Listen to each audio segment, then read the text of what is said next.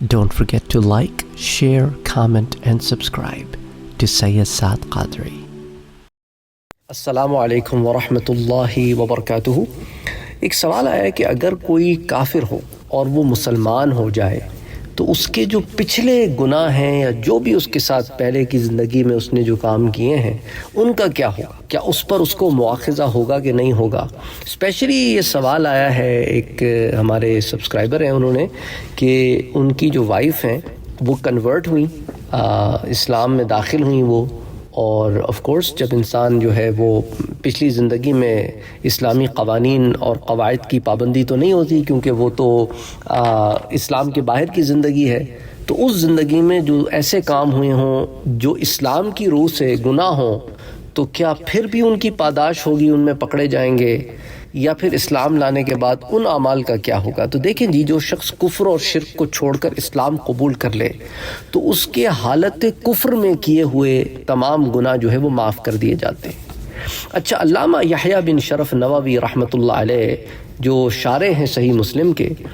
وہ شرح صحیح مسلم میں لکھتے ہیں کہ قرآن مجید اور احادیث صحیحہ سے ثابت ہے کہ جو شخص مسلمان ہو گیا اس کے زمانہ کفر کے تمام گناہ معاف کر دیے جائیں گے۔ تو امام نووی شرح صحیح مسلم کی جلد نمبر 2 صفحہ 136 پر یہ لکھتے ہیں۔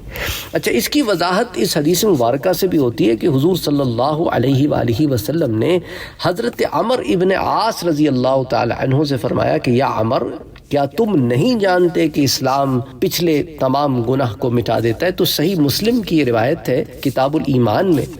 حدیث نمبر 121۔ اس پہ میں آپ کو ذرا تفصیل سے بھی بتا دوں کہ واقعہ اصل میں ہوا کیا تھا، اور یہ روایت جو ہے یہ مشکات المصابیح میں بھی آتی ہے کہ حضرت عمر ابن عاص رضی اللہ تعالی عنہ جو ہے مشہور صحابی رسول ہیں، قریشی ہیں، تو وفات آپ کی 43 ہجری کی۔ آپ بیان فرماتے ہیں کہ جب اللہ نے اسلام کی روشنی سے میرے دل کو اور میرے دماغ کو منور کیا تو میں حضور صلی اللہ علیہ وآلہ وسلم کی خدمت اقدس میں حاضر ہوا اور عرض کیا کہ یا رسول اللہ صلی اللہ علیہ وآلہ وسلم، اپنے ہاتھ کو آگے بڑھائیے تاکہ میں آپ کے ہاتھ پر اسلام کی بیعت کرتا ہوں۔ تو آپ صلی اللہ علیہ وآلہ وسلم نے یہ سن کر اپنا ہاتھ آگے بڑھایا تو میں نے اپنا ہاتھ پیچھے کی طرف کھینچ لیا۔ تو حضور صلی اللہ علیہ وآلہ وسلم نے حیرت سے فرمایا کہ عمر، یہ کیا ہے؟ مجھ سے تم کہتے ہو کہ ہاتھ آگے بڑھائیے، میں آگے ہاتھ بڑھاتا ہوں تو تم خود پیچھے کھینچ لیتے ہو۔ تو کہتے ہیں میں نے عرض کی کہ یا رسول اللہ صلی اللہ علیہ وآلہ وسلم، میں کچھ شرط لگانا چاہتا ہوں۔ آپ نے فرمایا کیا شرط ہے؟ تو میں نے عرض کیا کہ میں چاہتا ہوں کہ میرے ان تمام گناہوں کو مٹا دیا جائے جو میں نے اسلام سے پہلے کیے تھے۔ تو حضور نے فرمایا کہ یا عمر، اے عمر، کیا تم نہیں جانتے کہ اسلام ان تمام گناہوں کو مٹا دیتا ہے جو قبول اسلام سے پہلے کیے گئے ہوں؟ ہجرت ان تمام گناہوں کو دور کر دیتی ہے جو اس ہجرت سے پہلے کیے گئے ہوں، اور حج ان تمام گناہوں کو مٹا دیتا ہے جو اس حج سے پہلے کیے گئے ہوں۔ تو بہرحال یہ بڑی تفصیل سے روایت آتی ہے، تو اس لیے اختصاراً روایت بعض مورخین نے اس کو، بعض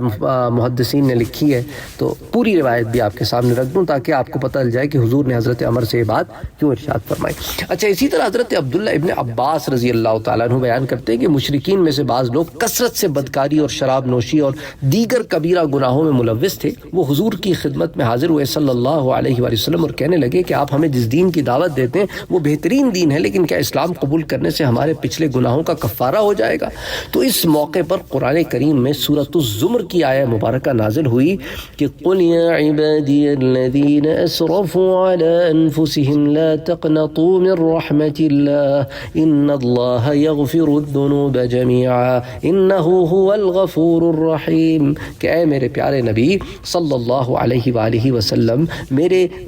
بندوں سے کہہ دیں کہ جنہوں نے اپنی جانوں پر زیادتی کر لی ہے، جرم کر لیے ہیں، گناہ کر لیے ہیں، کہ تم اللہ کی رحمت سے مایوس نہ ہو، بے شک اللہ سارے گناہوں کو معاف فرما دیتا ہے، وہ یقیناً بڑا بخشنے والا، بہت رحم فرمانے والا ہے۔ تو اس حدیث میں صراحت کے ساتھ قبول اسلام سے پہلے کیے گئے برے اعمال کی معافی کا ذکر ملتا ہے۔ اسی طرح ایک حدیث شریف حالت کفر میں کیے گئے نیک اعمال کی وضاحت میں یوں آتی ہے۔ حضرت حکیم ابن حزام رضی اللہ تعالی عنہ، اگر آپ کو یاد ہو، ہم نے سیرت النبی صلی اللہ علیہ وسلم کی دروس میں پڑھا تھا کہ آپ حضرت خدیجۃ الکبریٰ رضی اللہ تعالی عنہا کے بھائی کے بیٹے ہیں، حضرت حکیم ابن حزام،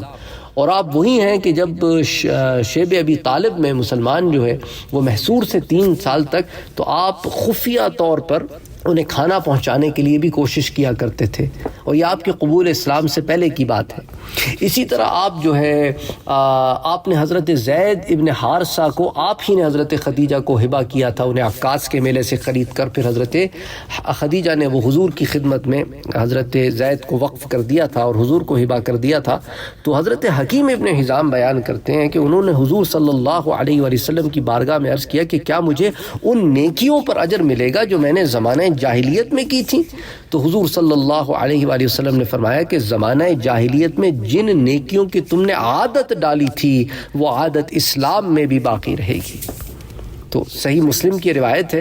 کتاب الایمان میں آتی ہے۔ اسی طرح ایک اور حدیث شریف میں ہے کہ حضرت حکیم ابن حزام کے اسی سوال پر حضور صلی اللہ علیہ وسلم نے فرمایا کہ سابقہ نیکیوں ہی کی بدولت تم کو اسلام قبول کرنے کی توفیق نصیب ہوئی ہے۔ یہ بخاری شریف اور مسلم شریف کی متفق علیہ روایت ہے۔ بخاری میں حدیث 1369 اور مسلم میں یہ حدیث نمبر 123۔ اچھا، ان تمام دلائل سے کیا ثابت ہوتا ہے کہ جو شخص ظاہراً اور باطناً مسلمان ہو گیا، اس کے زمانہ کفر کے برے کاموں پر مواخذہ نہیں ہوگا، اور سابقہ نیک کاموں کی بدولت وہ آئندہ زندگی میں بھی انشاءاللہ تعالی اچھے اعمال جاری رکھے گا۔